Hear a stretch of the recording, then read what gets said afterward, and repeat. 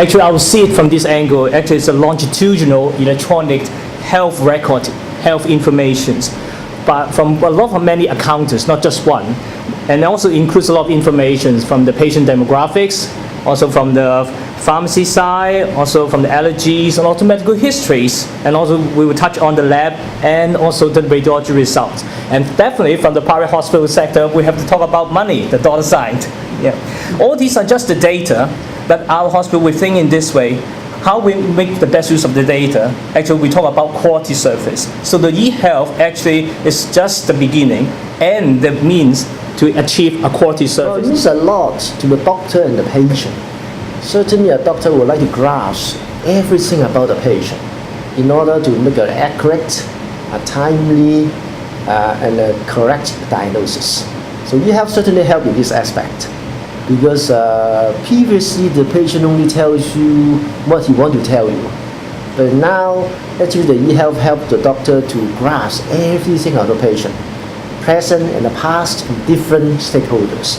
So actually he grasps enough information to do the correct performance, correct diagnosis on the patient. It certainly will help to save a lot of lives and also reduce a lot of risk, and also reduce a lot of resources too, because with eHealth you don't have to repeat every test, you don't have to some report being lost, so it saves a lot of time and money. Certainly it helps the community at large. Every single project have their own concerns, and these eHealth records, actually I will see it from different perspective. Actually, the number one concern actually is the confidentiality and the privacy issues. You have read a lot actually from the media that there is some maybe a loss of the finger drive, and it poses a lot of danger. All these type of things actually will be a big impact actually to the EPR records actually. And then also is the standards. How we can make sure that data can be interoperability, it can be interchanged and be understood. And then thirdly, actually it's about the costs. The cost to implement this actually depends on the individual private hospitals or private clinics. Because I understand that at the moment there are still some practice that relies just purely on the paper. And when we talk about electronic, which is digitized, that means there will be some cost involved incorporated to a digital format. And all these type of things we call is a kind of change management. So this type of change management have to go through the whole healthcare professionals, and the whole healthcare industry have to understand it before the eHealth can be implemented successfully. I think the major challenge is on the acceptance for people who used to do things in the old way to change it a new workflow. And certainly it's not easy to change from writing on a piece of paper with a pen to using the keyboard for data entry. So there's a lot of skepticism from doctors who don't used to do with computers. And the other thing is we really need to have some incentive to let them understand the benefit to the patients, so that they are really willing to change. Certainly, if in terms of money incentive, that will be even better. So really there's a big challenge there, apart from the standards, from the privacy, also from the technical knowledge, skills that are required before they can handle the systems with more confidence. Certainly Hong Kong has the benefit of having the public sector being almost fully digitalized in the last 15 years. And this public sector is a huge organization.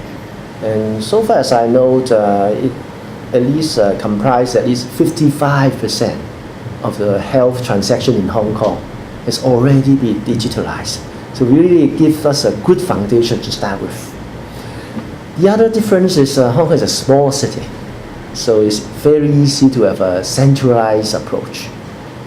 But on the other hand, Hong Kong lacks a good health financing model. In some socialized country where the healthcare finance is being wholly or almost wholly subsidized by the government, then the reimbursement process, the data handling process will be handled by the government. So it's easier to collect any data that the healthcare financing needs before reimbursement. It certainly helps. But in Hong Kong, we don't have such. So healthcare financing model really is different in Hong Kong. But on the whole, I have confidence that Hong Kong actually is taking as a lead in certain areas in eHealth or electronic health record adoption as a territory-wide sharing system.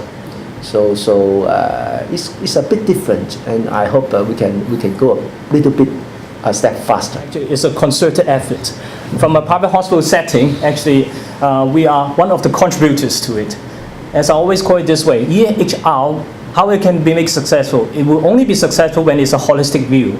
That's why people will say it this way, it can be from cradle to grave, or even take one step further from womb to tomb. So what are we going to do in the private sector is, we're trying to educate this concept to all our frontline staff, the doctors, the nurses, the allied health, because health information is not just about the lab, about the pharmacy, but it's about even the tiny piece of information like the BP, like in an OH home. We also have to capture that because it's going to be contribute back to the one whole holistic view.